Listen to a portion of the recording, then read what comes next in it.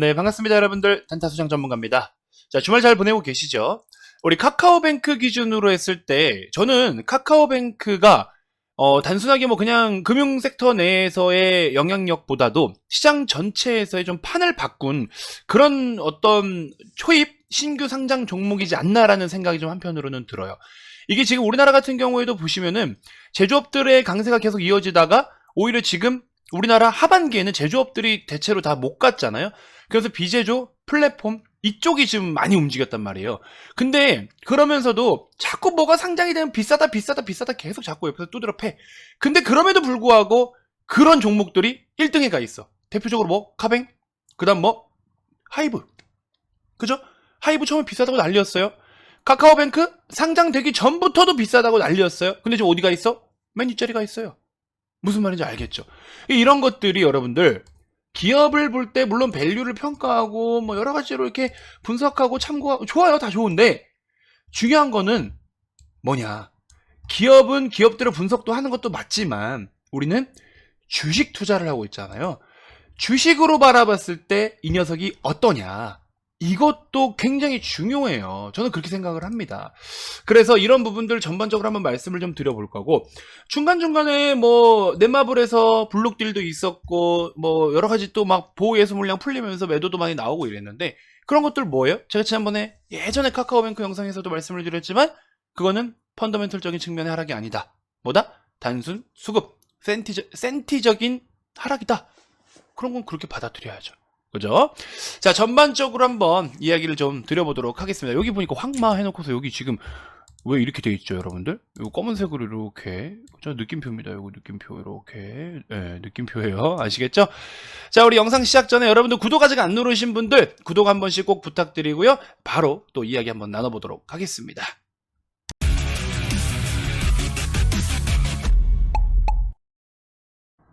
자, 여러분들 이번 영상에서는 제가 막 영업의 비중을 그렇게 많이 하지 않을게요. 녹화 자체를 최대한 좀 짧게 진행해 보도록 하겠습니다. 자, 일단은 오늘까지 진행이 되는 부분이 있기 때문에 제2의 코리아 서키트, 우리 코리아 서키트가 지금 100% 이상 상승이 올라갔죠. 그래서 이 종목 우리가 시원하게 수익을 정말 잘 챙기고 있는 종목인 거는 여러분들도 잘 알고 계실 겁니다. 그죠? 그래서 우리가 100%대 수익을 초과 달성을 해가지고 아직도 더 끌고 가고 있어요. 아직도 매도 없이 끌고 가고 있습니다. 자, 이런 종목들 제 눈에는 솔직히 많이 보이거든요. 이제 얼마 남지 않았습니다. 이게 바닥일 때 좀 매수를 해야 여러분들이 수익이 더 그만큼 커지기 때문에 얼마 남지 않았기 때문에 이런 종목들 내년 2022년도에 저의 개인적인 목표는 뭐냐?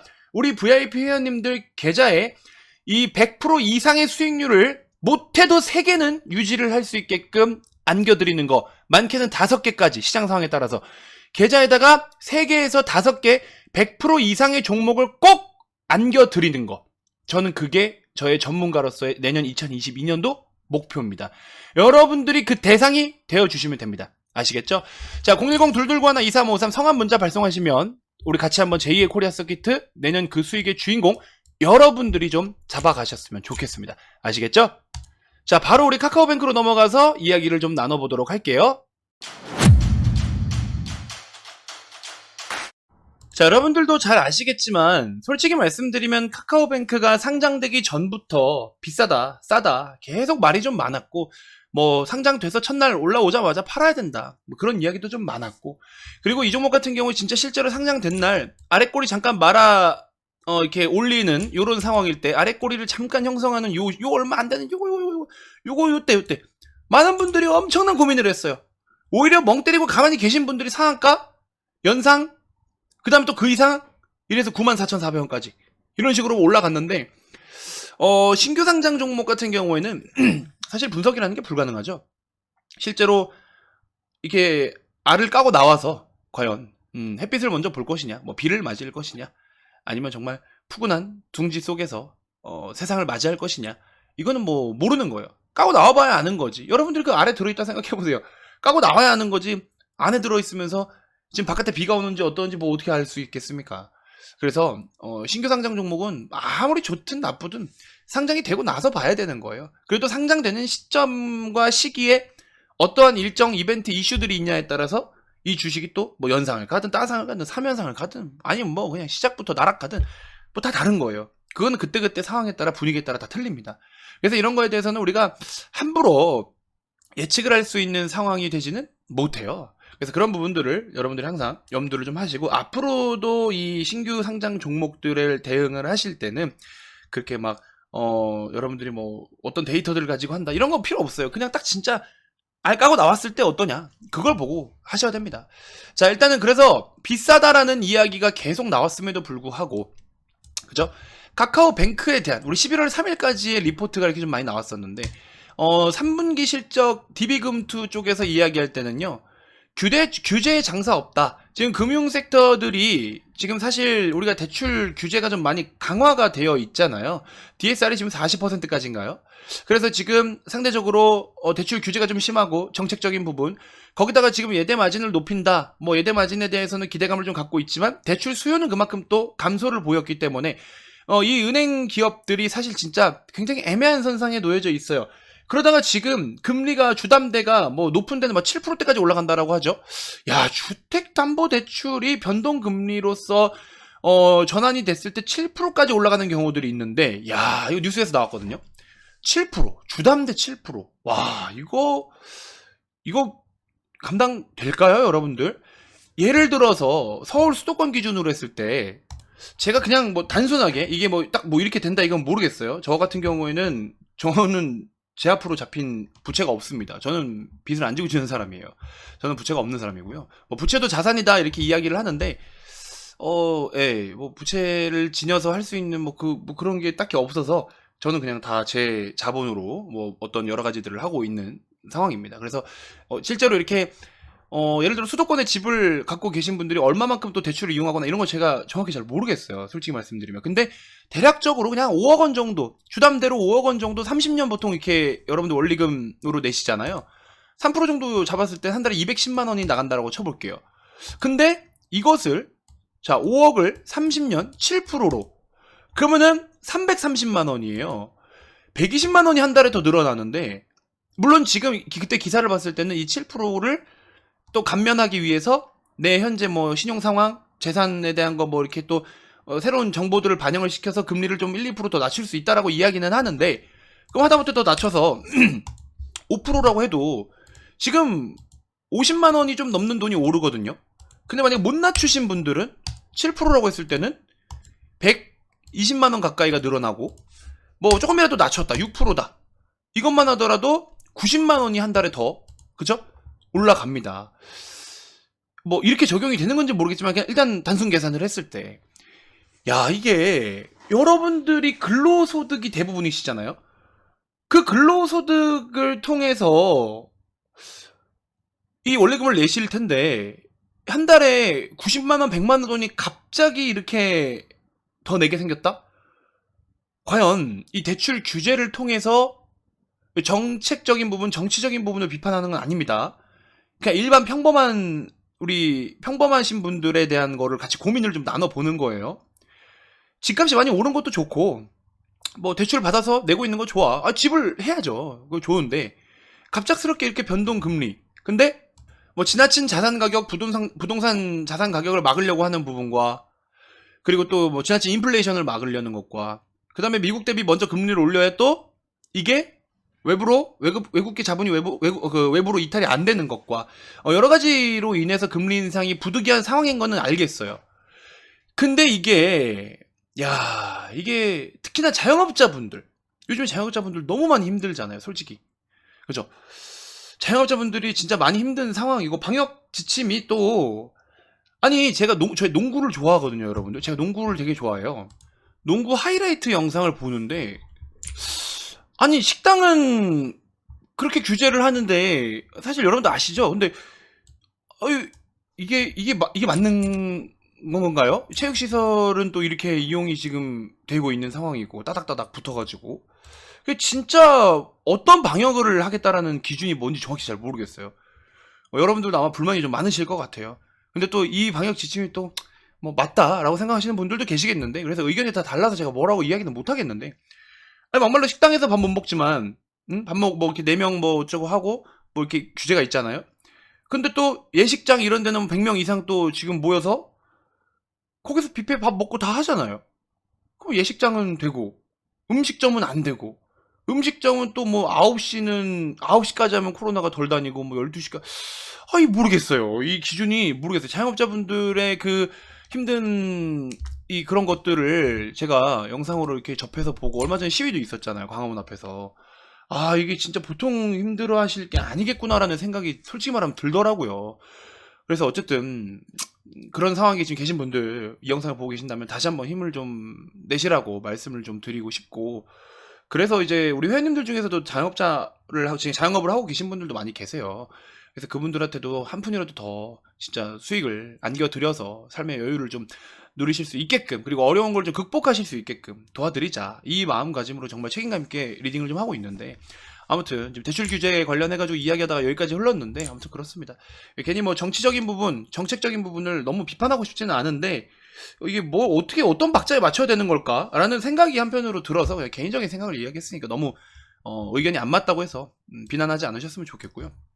아무튼 뭐 그렇습니다. 그래서 이제 일단은 중요한 건 뭐냐면, 이 대출 규제에 관련해 가지고는 사실 카카오뱅크만 규제를 받는 게 아니잖아요. 그리고 카카오뱅크가 사실은 원래 완전 메이저 1금융권에서 대출이 안 되면 그 바로 밑에 단계, 그죠? 2금융이라고 치기는 어려워요. 한 1.5금융? 1.5금융도 애매해. 1.25금융 약간 이런 느낌이에요. 1금융권에서 대출을 받기가 어려울 때 카카오뱅크 같은 기업들이 좀 그런 걸 커버해 줄 수 있는 약간 그런 중간 역할을 해주는 그런 걸 해요. 사실은 원래 이제 그런 목적이기도 하고 그런 취지이기도 했었고. 그런데 어쨌든 간에 중요한 거는 뭐냐면, 카카오뱅크도 결국에는 은행이고, 여기 나오는 것처럼 수익의 96%가 가계 대출의 예대 마진에서 창출이 되고 있다. 그죠? 저도 제 모임 멤버들이 좀 있는데, 그 모임 멤버들하고 카카오뱅크에다가 매달 돈을 이렇게 넣어놓고 있거든요. 돈이 꽤 쌓였더라고요. 개모임처럼 한번 이렇게 안 주나? 아무튼 그래가지고 그런 것들까지 좀 놓고 본다면, 어찌됐건 간에 이 예대 마진에서 이렇게 창출이 되는 것이고, 은행의 그 어떤 고유 영업 활동 그대로 카카오뱅크도 이익을 좀 창출시키는 건 맞는데, 거기서 플러스 알파로 뭐다? 우리가 모멘텀 삼고 있고 펀더멘털적인 측면으로 보고 있고, 또 밸류에 가장 큰 영향을 주고 있는 게 이 바로 카카오뱅크라는 이 플랫폼. 그죠? 그 플랫폼이 엄청난 값어치를 한다라는 거. 그래서 지금 하이브 같은 경우에도, 하이브가요, 여러분들, 전 세계 엔터사들 중에서 하이브한테만큼 주었던 밸류, 그 멀티플을 주어본 적이 한 번도 없어요. 그 멀티플을 하이브한테 처음으로, 전 세계 엔터사에게 준 적이 없는 멀티플을 처음 부여를 했는데도 불구하고 하이브는 싸다 하면서 또 올라요. 비싸다라는 말도 사실 많았는데, 하이브가 갖고 있는 이 잠재력이 그냥 단순하게 BTS 이게 아니에요. 이게 아닙니다. 물론 BTS의 영향이 크지. 너무나 크죠. 너무나 크지. 넘사벽이지. BTS의 영향력은 넘사벽이지. 근데 하이브의 전체 아티스트 매출 중에서 BTS가 차지하고 있는 비중이 상당히 컸거든요. 근데 그게 조금 더 줄어들고 있어요. 그 말은 뭐? 나머지 아티스트들이 돈을 더 많이 벌고 있다. 점점 더 성장성이. 그러니까 BTS의 매출 비중이 줄어든다라고 해서 안 좋은 게 아니고요. 그만큼 그러니까 BTS가 줄어서 주는 게 아니라, BTS는 꾸준하게 유지를 해주는 매출을 끌어들이고 있는데, 혹은 더 잘 되거나, 근데 지금 다른 아티스트들이 매출이 더 증가세를 보이면서 BTS의 매출 비중이 줄어드는 거니까, 이거는 기업 입장에서 특정 아티스트에게 쏠림이 있는 매출 비중보다 전체적으로 고루고루 밸런스 있게 성장성이 나타나 준다라는 거는 우리가 투자할 때 더 매력이 높다라는 점. 그러면 그게 하이브가 보유하고 있는 또 뭐? 위버스, 뭐라 합니까? 이거 뭐라 하는지 기억이 안 나요. 하여튼, 팬들하고 소통하는 또 뭐 이렇게 영업도 할 수 있는 뭐 하여튼 그런 앱이 있잖아요. 팬 뭐라 하죠, 여러분들? 왜 기억이 안 납니까? 아무튼, 위버스라는 앱의 값어치가 그만큼 엄청난 시가총액 비중을 크게 차지하고 있다. 시총이 지금 14조인데, 위버스의 가치만 해도 엄청나다. 그런 의미로 봤을 때, 이 카카오뱅크도 금융 생태계가 바뀌고 있다고 제가 말씀드렸죠. 그냥 단순하게 지금 뭐 대출 규제해, 뭐해 그렇게만 보는 게 아니고, 기존의 4대 금융 은행사들하고 시중은행사들하고 다른 게 뭐다? 압도적인 이 플랫폼에 대한 값어치, 카카오뱅크 플랫폼에 대한 값어치.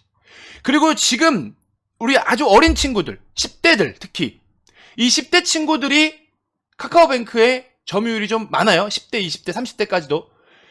이 친구들이 앞으로 이 은행 서비스를 이용할 때 어떻게 하겠어요? 우리 어떻게 했습니까? 부모님 세대부터 해가지고 통장 들고 항상 은행 가고 통장 정리하고, 그죠? 누가 어플로 은행 업무를 본다라고 생각을 했어요? 그거 털리면 어떡해, 뭐 이 생각했죠. 근데 그 보안을 막고자 보안 카드 OTP 제도가 투입이 됐고, 근데 이제 어때요? 그마저도 없어. 그마저도 없어. 보안은 은행 몫이에요. 이제 그마저도 없어. 이제는 뭘 찾아? 소비자들이 원하는 방향성, 고객의 니즈에 맞게끔 이 생태계가 바뀌어가고 있다는 점. 그걸 누가 깼어요? 카카오뱅크. 무슨 말인지 이해되시죠? 지금도 은행이 창구가 많이 없어지고 있어요. 시티은행인가요? 아마 뭐 한국을 철수할 수도 있다는 뭐 그런 얘기도 있고, 은행 창구가 점점 없어지고, 은행 직원들한테 그 명예퇴직이라고 하나요? 뭐 몇억 원을 줄 테니까 퇴사를 하라는 식으로 또 그렇게까지도 한다라고 해요. 왜 그럴까요? 결국 운영비잖아요. 창구에서 직원들의 연봉을 주고 창구에서 운영을 해야 되고 이런 것들. 근데 이제는 그게 점점 효율성이 떨어지는 방향으로 간다. 결국에 은행 생태계가, 금융 생태계가 바뀌고 있다. 누가, 여러분들 그런 거 생각해 보셨어요? 예전에 진짜 통장 정리 한번 하고 뭐 이런 거 하려면 다 은행 가서 ATM 기계 넣어서 하고, 은행 창구 가서 도장 가지고 가가지고 도장으로 했잖아요. 사인도 안 될 때 있었잖아요. 여러분 아시죠? 저 나이 그렇게 안 많은데. 아무튼 그럼 사인 안 될 때도 있었어요. 무조건 도장. 돈 찾으려면 도장에다 종이 아시죠, 여러분들? 입출금 전표 써서 수기로 일금 얼마 해가지고 도장 땅 찍어가지고 출금해서 현금 갖고 오고, 아시죠, 여러분들? 그 세대. 지금 어때요? 이거 웬 말이야? 통장 없어도 돼, 카드 없어도 돼. 핸드폰으로 그 인증 코드만 주면 ATM에서 해요. 돈 뽑아줘요, 요즘에. 깜짝 놀랐어. 얼마 전에 처음 해봤는데. 저 하나은행 쓰거든요. 광고 아닙니다. 하나은행 쓰는데, 하나은행, 그 다른 은행도 돼요, 여러분들. 하나은행에서 그 앱으로 들어가가지고 여기서 그냥 뭐 통장 카드 없이 이걸 핸드폰으로 인증해서 바로 돈 나와요. 와, 얼마나 좋은 세상이 왔어요. 이 플랫폼이라는 게 이래서 엄청나다라는 거예요.